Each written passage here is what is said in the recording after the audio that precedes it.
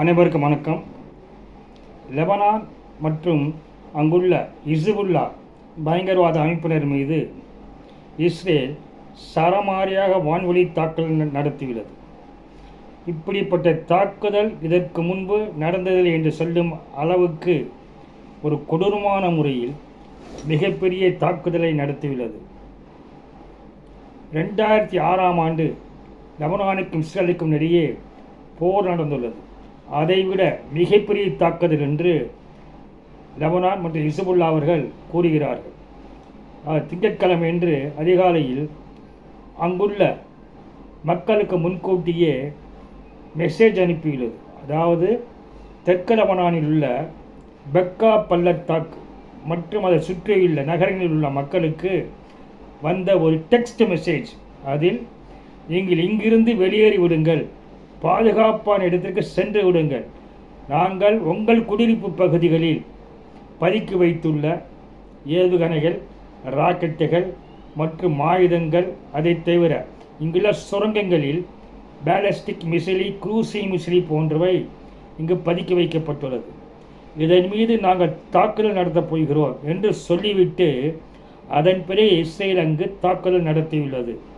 அது மட்டுமல்லாமல் இங்கு வாழ்கின்ற உங்களை மனித கேடயமாக ஹிஸ்புல்லா அமைப்பினர் பயன்படுத்தி வருகிறார்கள்.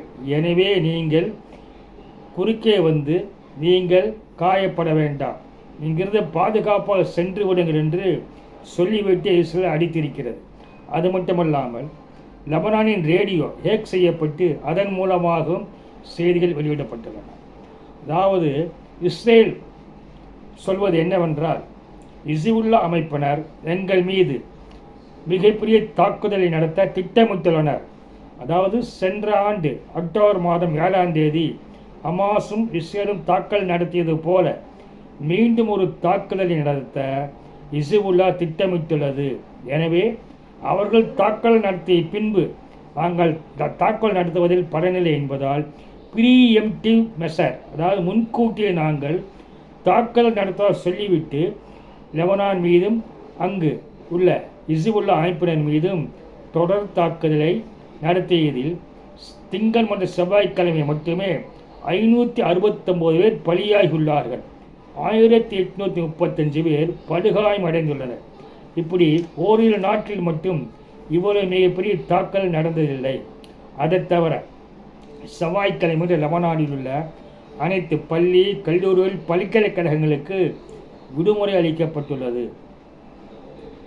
இந்த டெக்ஸ்ட் மெசேஜ் கிடைத்தவுடன் தெற்கு லெபனானில் உள்ள பெக்கா பள்ளத்தாக்கிலிருந்து மற்ற பகுதியிலிருந்து மக்கள் பெய்ரூட்டை நோக்கி வெளியேற தொடங்கினார்கள். அப்பொழுது போக்குவரத்து மிகப்பெரிய நெரிசல் ஏற்பட்டுள்ளது. இதன் காரணமாக காயமடைந்தவர்கள் பெய்ரூட் மருத்துவமனைக்கு போய் சேர முடியாத அளவுக்கு நெருக்கடி. அதுவும் மருத்துவமனையில் தொடர்ந்து நூற்றுக்கணக்கான பேர்கள் படுகாயமடைந்து வந்தால் அவரை கவனிக்க வேண்டிய அளவு கூட அங்கு நிலைமை இல்லை.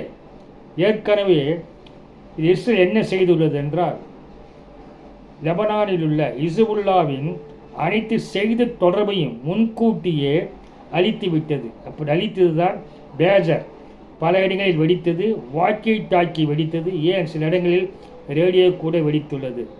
இப்படி வெடித்ததில் ஒட்டுமொத்தமாக தொலைத்தொடர்பை துண்டித்துள்ளது. அவர்கள் செல்போன் பயன்படுத்துவதில்லை. ஏனென்றால் செல்போனின் மூலமாக ஹிஸ்புல்லா கமாண்டர் கொல்லப்பட்டதால் பேஜருக்கு வந்தார்கள். தற்பொழுது பேஜரும் வெடித்து இவள் வாக்கி டாக்கி வெடித்துள்ளதால் அவர்கள் தொடர் பண்ண முடியாது. இந்த சந்தர்ப்பத்தை பயன்படுத்தி இஸ்ரேலானது மிகப்பெரிய தாக்குதலை லெபனான் மீது கொடூரமான முறையில் தாக்கியதாக உலக நாடுகள் கூறுகின்றன. அது மட்டுமல்லாமல் இப்படி தாக்குதல் நடத்தியதில் ஹிஸ்புல்லாவின் முக்கியமான இப்ராஹிம் கொபேஸ் என்பவர் கொல்லப்பட்டுள்ளதாக அறிவிக்கப்பட்டுள்ளது.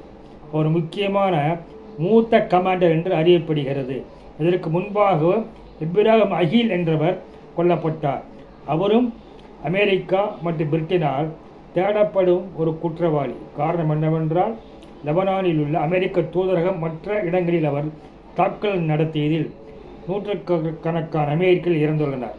அதற்காக அவர் தலைக்கு 58 கோடி ரூபாய் பரிசு அறிவித்து அவர் தேடப்படும் குற்றவாளியாக அமெரிக்கா அறிவித்திருந்தது.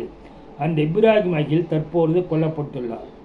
இரண்டு முக்கிய தளபதிகள் கொல்லப்பட்டுள்ளனர். அது மட்டுமல்லாமல் இஸ்ரேல் வெளியிட்டுள்ள ஒரு படங்களில், அதாவது ஹிஸ்புல்லா அமைப்பினர் சுரங்கங்களில் குரூசி மிசிலை வைத்துள்ளது. அது ஹைட்ராலிக் லான்ச்சர் மேல் தயாராக இஸ்ரேல் நோக்கி வைக்கப்பட்டுள்ளது. ஒரே ஒரு கமாண்ட் கொடுத்தால் போதும், இஸ்ரேல் மீது அது மிகப்பெரிய தாக்குதலை நடத்தும். அதை தான் நாங்கள் அளிக்கிறோம் என்று இஸ்ரேல் தெரிவித்துள்ளது. இப்படி லெபனானில் உள்ள 1600 இலக்குகளை இஸ்ரேல் குறிவைத்து தாக்கியதில் பல்வேறு கட்டடங்கள் சேதமடைந்துள்ளன. மக்கள் தெருவுக்கு வந்துவிட்டனர். தங்கள் உடல்களை கூட எடுத்துச் செல்ல முடியாத அளவுக்கு அவர்கள் தாங்கள் பிழைத்தால் போதும் என்று பெய்ரூட்டை நோக்கி மற்றும் பாதுகாப்பான இடம் நோக்கி போக வேண்டிய ஒரு சூழ்நிலையானது இஸ்ரேலால் உருவாக்கப்பட்டுள்ளது. மிகப்பெரிய தாக்குதல் இஸ்ரேல் எப்படி காசா மீது தாக்குதல் நடத்தியதோ அதேபோல் தற்போது லெபனான் மீது தாக்குதல் நடத்தியுள்ளது. காசா கிட்டத்தட்ட இஸ்ரேலால் முடிந்துவிட்ட நிலையில் அடுத்த இலக்காக லெபனானை வைத்து தாக்குதல் நடத்துவதற்கு பல உலக நாடுகளும் கண்டனம் தெரிவித்துள்ளன. ஹிஸ்புல்லாவும் பதிலடி தாக்குதலை இஸ்ரேல் மீது நடத்தியுள்ளது. அதில் குறிப்பாக இதுவரை இல்லாத அளவுக்கு இஸ்ரேலின் தலைநகரான டெல் அவீவில் உள்ள மொசாத் தலைமையகத்தின் மீது ராக்கெட் தாக்குதல் நடத்தியுள்ளது. அதை தடுத்து நிறுத்தியதாகவும் அங்குள்ள மக்கள் சைரன் ஒலி கேட்டு பதுங்கு குழிகளில் பாதுகாப்பாக சென்று விட்டதாக இஸ்ரேல் அறிவித்துள்ளது. இஸ்ரேல் மீது 200 ராக்கெட்டுகளையும் ஹிஸ்புல்லா அமைப்பினர் சரமாரியாக தாக்குதல் நடத்தியுள்ளனர். அதேபோல லெபனான் பகுதியில், அதாவது பெக்கா பள்ளத்தாக்கை தாண்டி மத்திய பகுதியில் உள்ள பைப்லாஸ், பால்பக், எர்மல் பகுதிகளிலும் இஸ்ரேல் தாக்குதல் நடத்தியதில் 182 பேர் பலியாகியுள்ளனர். அதாவது அவர்கள் சொன்ன தெற்கு பகுதியான பெக்கா பள்ளத்தாக்கை தாண்டி லெபனானின் மத்திய பகுதியிலும் தாக்குதல் நடத்தியுள்ளனர். அதேபோல் சிரியாவின் எல்லையிலும் இந்த அமைப்பில் இருப்பதால் அங்கும் இவர்கள் தாக்குதல் நடத்தியுள்ளனர். இப்படி தொடர்ந்து இவர்கள் ஹிஸ்புல்லா அமைப்பை செயல்படாத அளவுக்கு இருக்க வேண்டிய வகையில் இவர்கள் தாக்குதல் நடத்தியது ஹிஸ்புல்லாவினருக்கு அமைப்பினருக்கு மிகப்பெரிய அதிர்ச்சியை தந்துள்ளது. காரணம் என்னவென்றால், காசா கிட்டத்தட்ட அங்கு இஸ்ரேல் தாக்குதலில் 46,000 பேருக்கு மேல் கொல்லப்பட்டுள்ளனர். கிட்டத்தட்ட 1,00,000 பேராவது அங்கு படுகாயம் அடைந்திருப்பர். இங்கு லெபனானில் பொறுத்தவரையில் தொலைத்தொடர்பு துறை சாதனங்கள் அனைத்துமே முற்றிலுமாக வெடிக்கப்பட்டுள்ளது.